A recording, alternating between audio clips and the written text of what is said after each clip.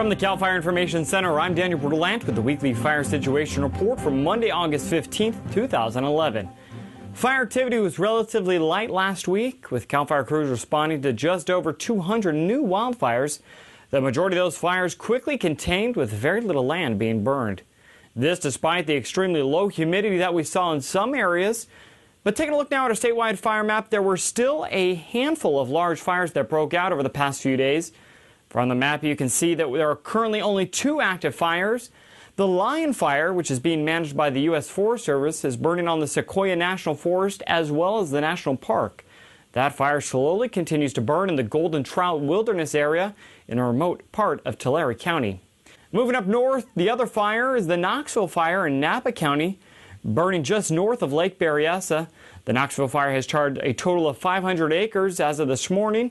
Firefighters have that fire currently 85% contained. We expect full containment by the end of the day. Taking a look now at a weather forecast for the week. We've been seeing warm and dry weather for the past several weeks, and that trend is expected to continue once again this week, with some areas heading all the way up into the triple digits. By the end of the week, we can expect some relief from those high temperatures as we start to see a cooling trend. Now, there is a chance we could see some thunderstorms over the northwestern mountain regions later this week, which will significantly increase the potential for large fires in those areas. It's important that just because we haven't seen many large fires yet this year that we don't become complacent. The conditions are ripe for wildfires, and it's important that when you're in the outdoors, you remain cautious and aware of the continuing fire danger.